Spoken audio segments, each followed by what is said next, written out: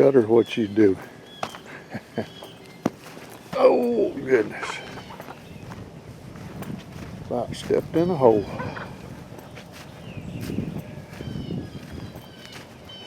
Time to get ready to go to work. Oh, ho, ho. Let me get me some coffee here.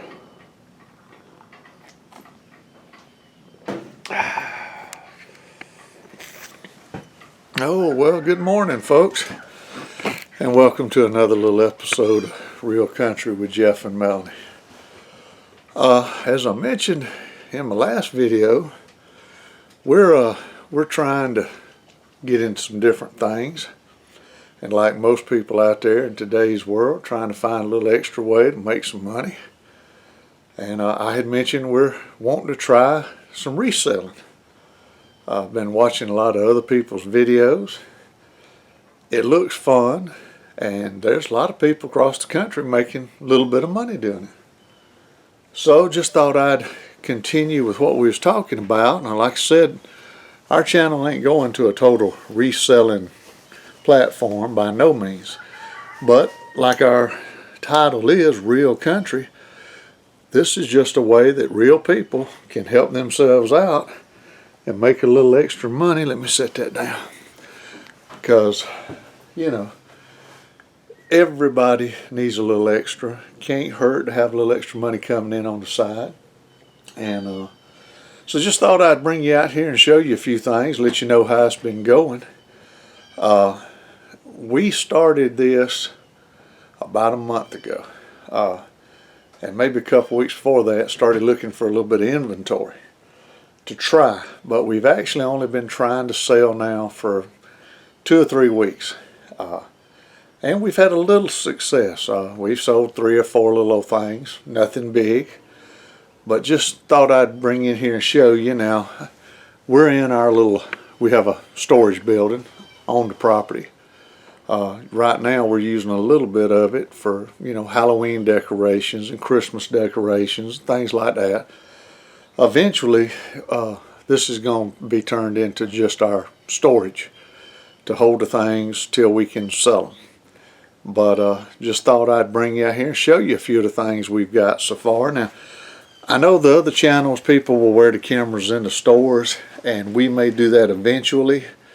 But to be totally honest, most of the places around here have signs on the door, and it says they don't want you filming. So I don't want to cause any problems or make myself unwelcome at places. So we're trying to behave and follow their rules, and that makes it kind of hard to show everything we're doing or when we find it. But as time goes on, if I can find some places that don't mind or talk to some people, we'll try to show you all that. And I'm a little nervous myself because, like I said, I don't want to make nobody think we're doing nothing strange or weird or trying to get ready to steal something by, you know, filming the place. So it's a slow learning process, but we'll get there. But just thought I'd walk you through and show you a few of the things we got. Now, excuse the mess because some of this is clutter. But just thought I'd whoop around and show you a few things we got in here. We've got some storage racks in here we had to put in. And like I said, nothing is you know, get rich quick. But let's make sure I ain't got real good light. You know, we'll go to yard sales and places, and like here's a nice, I believe it's a Lion King stuffed animal. And most times you can pick these up at the most for a big one like this. Now this one's pretty good size, but you know, you can pick them up for a couple of bucks at a yard sale, flea market. Or every now and then you can find a bag full of smaller ones, and if it's late in the day, you could offer them a couple of dollars and they might give you the whole bag. They may tell you no, but it never hurts to ask. Okay, that's one little thing we got. Here's some little horses. We found these at flea market. Didn't want but a couple of bucks for them, and we're gonna try to get rid of them at an upcoming flea market. Went to a Goodwill.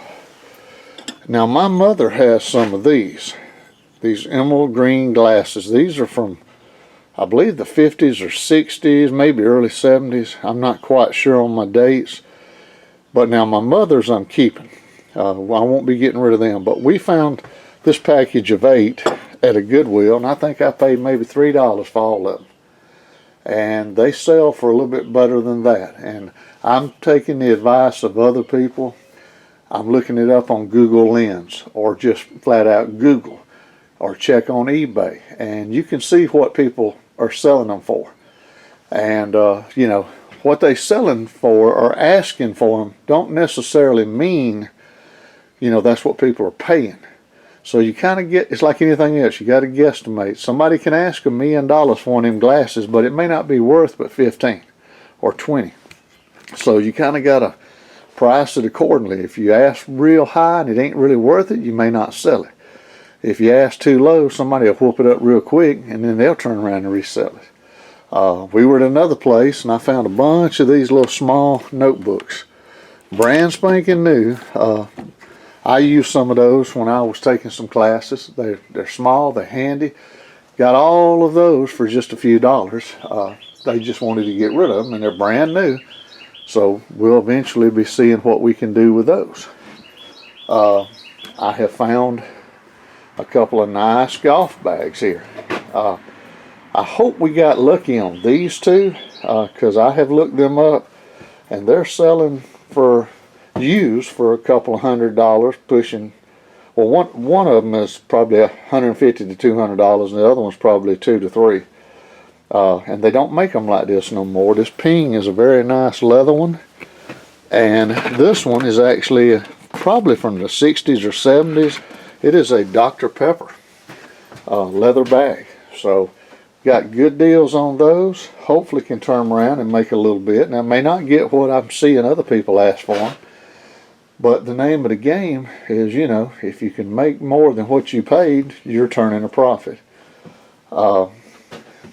See what else we got here.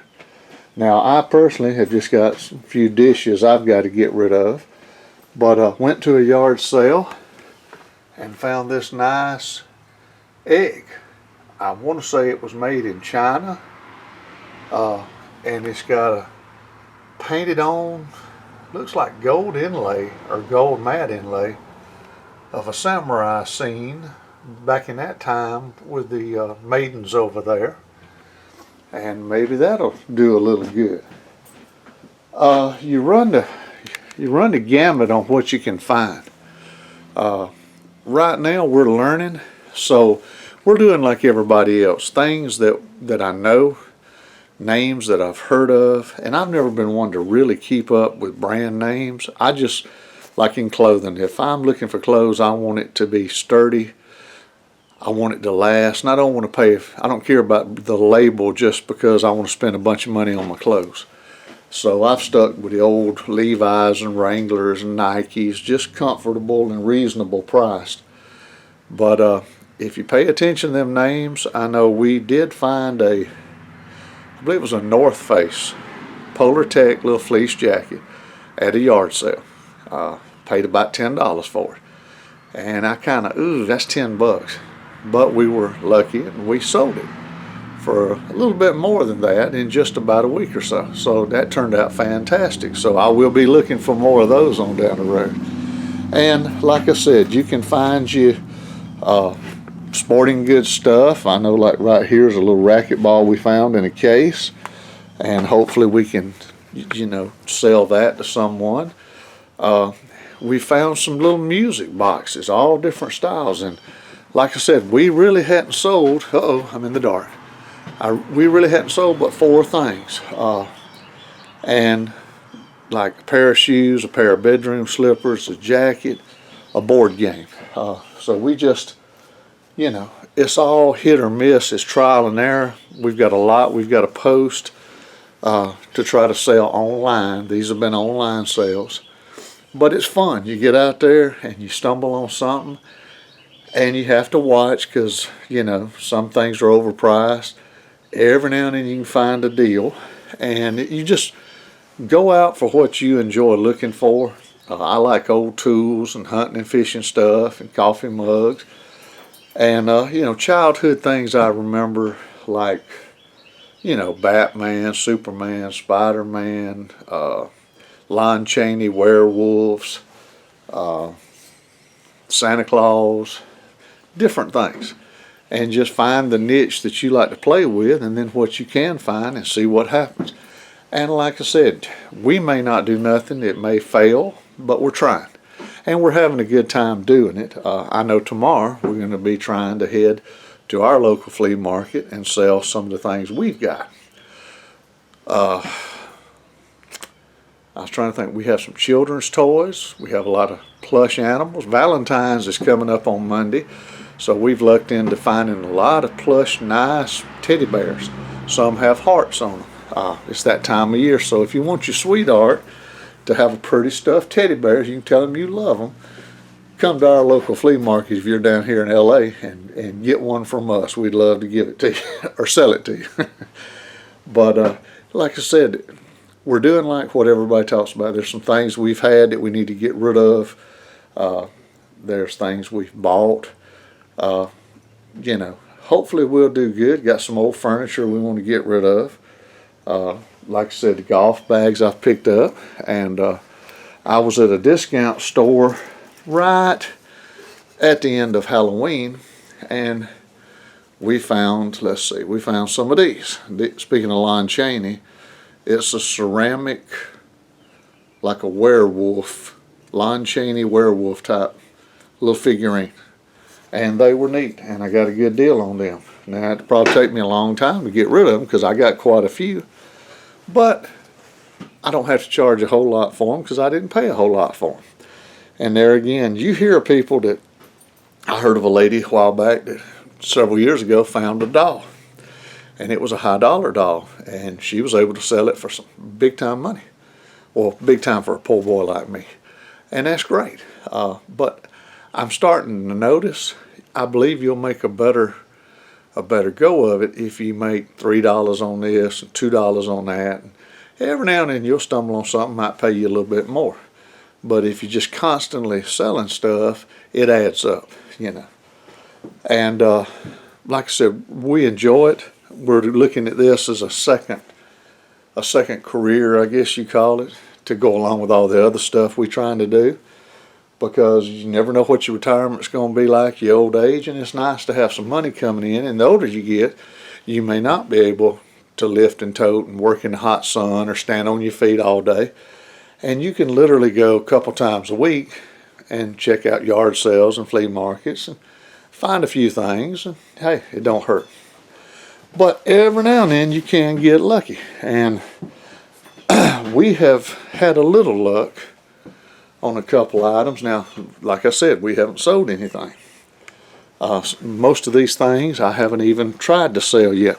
Let me grab this and get back over here. I'm in the storage room. I can't make up my mind, excuse the close-up, if I'm going to try to call it a barn or a warehouse, but it's actually just a storage building. Pause for the cause, a little bit of coffee. Excuse me. But I will show you this one. Let me get back over here where the light from the door ain't so bad. We found this item. Did not know what it was. We had stopped at a local store, second-hand store, and had found a couple little things that we liked. Nothing fancy, nothing high dollar. Probably nothing going to be worth high dollar. But as we were fixing to walk to the checkout, I just looked over and saw this little ceramic Snoopy. And I grew up with Charlie Brown and Snoopy and have always liked it. And so I decided I'd get this little Snoopy. It was nothing bad. And anyway, got it, come home, and we were sitting around. I was trying to figure out, you know, what I should ask for it, what they sold for. And, ooh, my nose is itching. That means I got company coming, I think. Well, actually, it ain't my nose. But anyway, bought this little Snoopy figurine. And I'll show him to you. He's, let's see. He's just Snoopy, wearing an old-timey stocking cap and like the people did back in the old days, wore a nightshirt, and he's holding his teddy bear. Okay. And he was just cute. He doesn't have a scratch on him. It looks good. And little music box. Didn't realize that. So we got home, we got to looking, and we could find him a couple of times on there, but never could find a price. And really don't know what we're doing. We're new to this. So there's a group of folks out there you can ask, hey, I'm new. How do y'all handle this? How do y'all handle that? Well, I reached out and just asked the question, does anybody have any idea of what these things are going for? Because I can't find a price. I found it a couple times. Well, this nice lady in the group reached back to me and told me, apparently I've stumbled on something pretty good. These are made by a company that no longer is in business. I believe they went out of business in '95. And this little piece has a number on it, and I won't go into all the details, but it plays a song. Now mine, the only defect in mine, nothing's broke. It plays the song, but I don't know anything about these music boxes, so I'm just guessing. Maybe the little internal spring needs to be tightened up, because apparently this is, I'm guessing, the company closed down around '95. So here it is, 2022, so you're talking roughly 25 years, give or take, just a rough guesstimate. So I'm thinking maybe the little spring inside that plays the music where you wind it up may be needing a little adjustment, maybe a little tightening up. It plays, but it's slow. But these things have sold in the past with the original box and without the original box for a few $100s. And that blew my mind. We may never get nothing like that for it, but I'm just tickled that we actually stumbled on something that somebody would consider a collectible, something that's kind of rare, and something that might be worth some good money to the right person. Now, like I said, we haven't even attempted to list it and may not do it for a while, but it's neat to find stuff like that. And since we found this one, we stumbled onto our first estate sale that we ever went to. We've been to a lot of yard sales and flea markets, just goofing off. Every now and then my wife would like to go by and she looks for cookbooks, and I look for the few things drunk cam, about to drop the camera. I look for things I'm interested in, like little old fishing tackle or hunting, older farming tools, small stuff, things we really don't need. But we never went regular. But now that we're out kind of looking and going a few times here and there, we found several books that date back to the late 1800s or early 1900s. We actually stumbled on a first edition little book the other day. We found a couple of books, a Charles Dickens book and a Walt Disney Snow White book that were in German. And they're fairly old. So eventually we'll try to get them out there. But at one of the estate sales, when you walked in the door, they had a bunch of Christmas decorations, like most yard sales do, and a lot of Halloween decorations. And they were kind of pricey, but they were nice things. And as we went through the house, the door was open under the carport, and someone said they had a shed in the back. So we walked out there, and I was thinking maybe there might be some old hand tools or something. And we got back out there, and first thing I see is some more Christmas decorations. Some of those little snow village setups like that. And we found this nativity scene, all one piece, all the figures are set. The back end of it looks like a half fallen down building. And come to find out, they only wanted $10 for it. And that was a good deal. We got it home, and I've realized it's a music box. Now, it doesn't rotate, but you wind up, and it plays perfectly. And then we looked it up, and that thing goes for a little bit of money online. So like I said, we may not ever sell what we have for anything near that. I'm not that lucky. But it's just nice to know that I am stumbling on a few things. Since then, I found another little music box. Now, I don't think it's worth nothing, but it sure is pretty.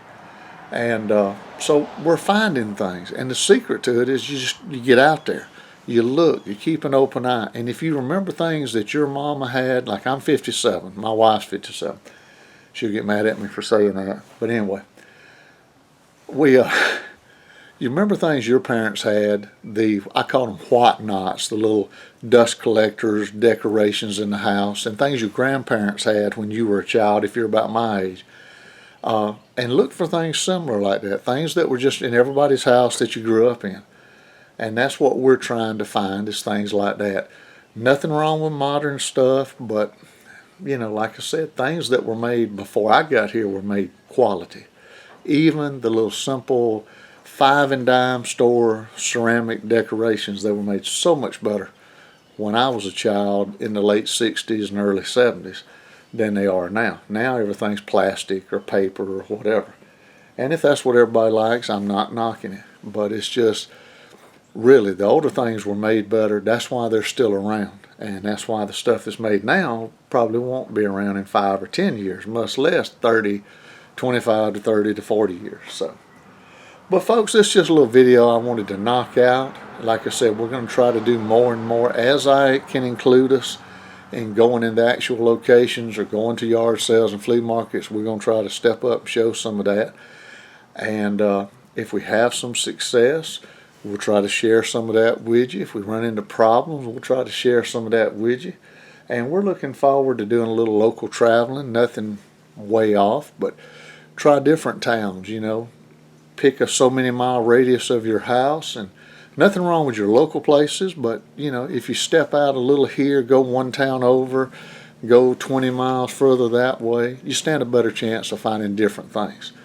And like somebody reminded me the other day, we don't just live local no more. Now that we all have the internet and we all are online, you can find things I've heard people say that people in other countries will love to have if they collect them. So it's out there, we're learning, and it's never too late to learn. And hopefully, we can take you on some adventures with that. Plus, I'm hoping in the next week or so to slip off and do a little fishing one day. And I'm fixing to try to get my garden ready. It's time in the next few days to try to plant my potatoes. So I got to get out here next day or so and try to get my tiller, make sure it's running smooth, and get out there and work in the garden and get ready. But till the next time, hopefully this is a little fun video. Hopefully learned a little bit. We're learning, and we're not experts on nothing we do, but we'll try to share with you what we know, and maybe you can pick up a little hint from us. And if you can't, maybe you can learn from our mistakes and save you some wasted time and money on anything we do, whether it's farming or cooking or working in the garden or hunting or fishing or playing or whatever. And like before, you give you a good laugh, see how dumb, stupid I am and all the mistakes I make. I'm comic relief, if nothing else.